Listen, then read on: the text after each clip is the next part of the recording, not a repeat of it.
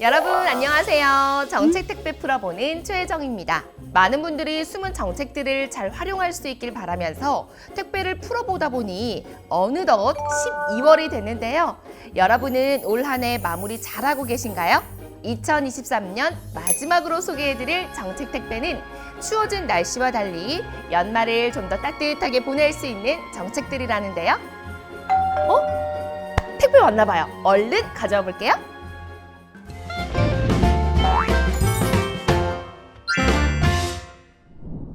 택배가 왔습니다.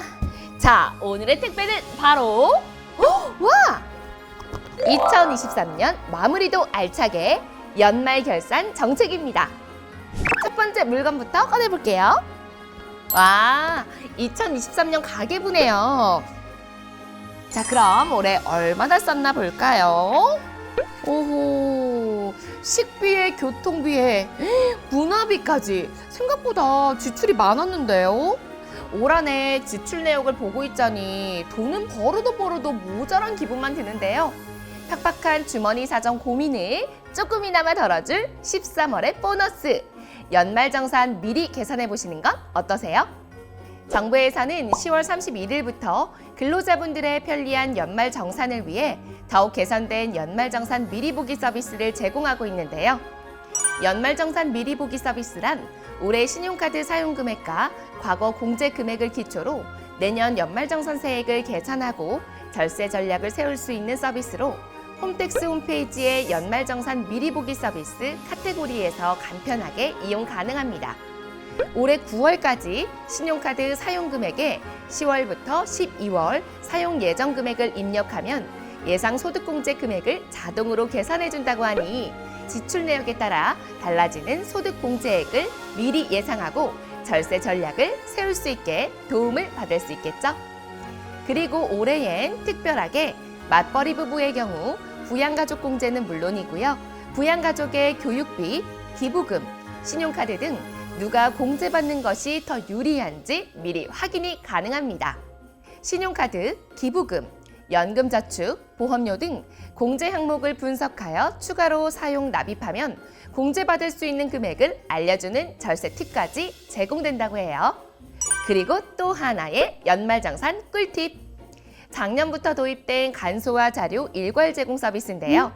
과거엔 근로자가 간소화 자료를 홈택스에서 제공받아 회사에 직접 제출해야 했지만요. 해당 서비스가 도입된 후 국세청이 회사에 바로 간소화 자료 서비스를 제공해 보다 간편하게 연말정산 결과를 받아볼 수 있다고 합니다. 간소화 자료 일괄 제공 서비스도 연말정산 미리 보기와 함께 10월 31일부터 신청을 받고 있는데요. 이 두 가지 혜택 모두 꼭 챙기셔서 남은 연말 계획도 알뜰하게 세워보자고요. 두 번째로 소개해드릴 물건은요. 짜자잔! 빨간 내복이네요. 예전에는 첫 월급 타면 부모님 빨간 내복 사드리는 게 유행이었거든요. 그런데 부모님 선물도 사고 용돈도 챙겨드리려면 한 번 더 챙겨보셔야 할 게 있습니다. 바로 중소기업 취업자를 위한 소득세 감면 혜택인데요. 바로 소개해드릴게요. 정부에서는 대기업과 중소기업의 임금 격차를 줄이기 위해 꾸준히 노력해오고 있는데요. 그중 하나가 바로 중소기업 취업자 소득세 감면 혜택입니다. 15세에서 34세의 중소기업에 취업한 청년들은 물론 60세 이상의 고령자, 장애인, 경력 단절 여성들까지 폭넓게 감면 혜택을 받아볼 수 있는데요. 중소기업 취업 청년의 경우 5년간 소득세 90%, 고령자, 장애인, 경력 단절 여성의 경우 3년간 소득세 70%, 최대 200만 원까지 감면 혜택을 받아보실 수 있다고 해요. 자세한 내용은 국세청 홈페이지를 통해 확인해 보시기 바랍니다. 중소기업 취업자 소득세 감면 제도는 개인이 직접 신청하는 제도들과는 다르게 개인이 기업의 신청서를 작성해 제출하고 기업이 관할 세무서에 요청하는 방식으로 진행되는데요.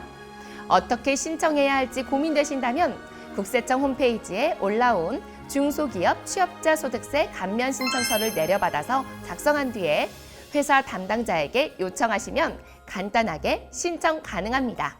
소득세 감면 혜택으로 여유자금 마련에 성공하셔서 연말 부모님 선물도 부담 없이 사드리자고요.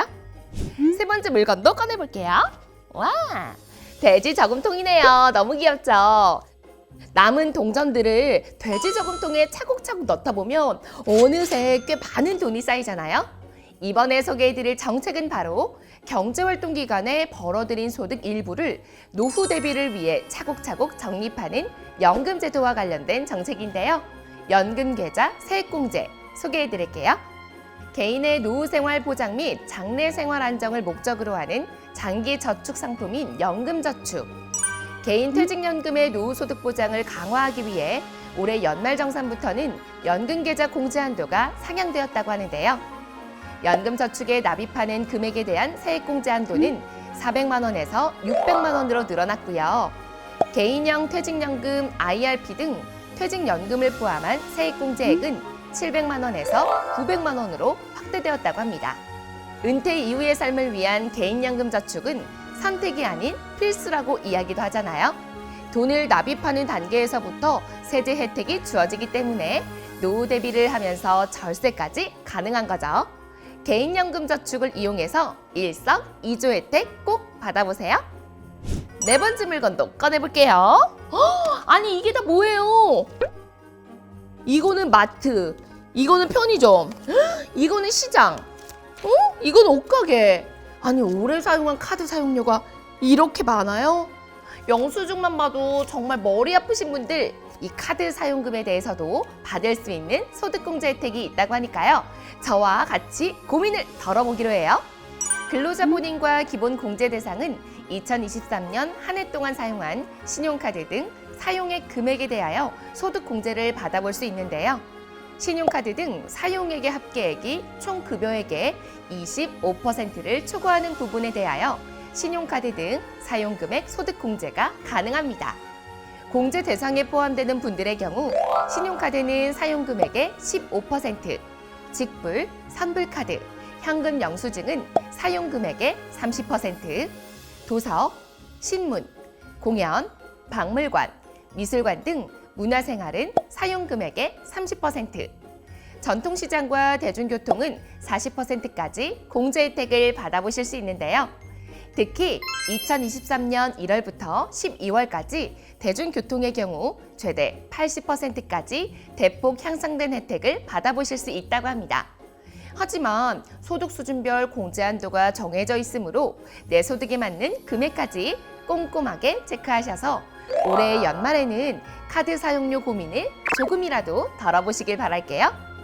벌써 마지막 물건이네요. 오? 이야! 이 때깔 보이세요, 여러분들? 잘 익은 밤과 사과, 그리고 짜자잔! 고추장인데요. 밤은 공주, 그리고 사과는 충주, 그리고 고추장을 쓴 창. 그러고 보니 각 지역의 특산물들이잖아요. 제가 이렇게 지역의 특산물을 모두 모아온 이유, 바로 올해 신설된 고향사랑 기부금을 설명해드리기 위해서입니다. 우리 고향 발전에 기여도 하고 공제도 받는 방법 지금부터 소개해드릴게요.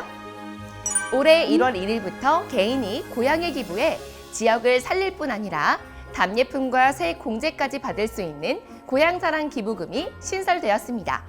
연간 500만 원까지 지방자치단체에 기부 가능한데요. 기부액 10만 원까지 전액 세액 공제를 받을 수 있을 뿐 아니라 10만 원 초과분은 16.5%의 세액 공제 혜택을 제공. 기부 금액의 30% 이내에서 지역 특산품까지 답례품으로 수령 가능하니까요. 10만 원을 기부하면 총 13만 원의 혜택을 받을 수 있는 거죠. 정말 마음까지 따뜻해지는 소식이네요. 2023년의 마지막 달 12월. 올겨울 주머니 사정 고민은 잠시 잊고 마음이라도 넉넉하게 보내시라고 연말 결산 정책들을 모으고 모아 소개해드렸는데요. 마지막으로 올해 신설된 고향사랑 기부금 외에도 수능 응시료, 대학 입학 전용료, 영화 관람료까지 모두 공제받을 수 있다고 하니까요. 혹시 더 받을 수 있는 혜택이 없는지 한 번 더 체크하셔서 알찬 연말 보내시길 바랄게요. 2023년도 안녕! 저 혜정이는 올해도 여러분과 함께여서 너무 행복했고요. 1년 동안 많은 사랑 주셔서 감사합니다. 언젠간 다시 만난 날을 기억하면서 이만 인사드릴게요. 여러분들 안녕!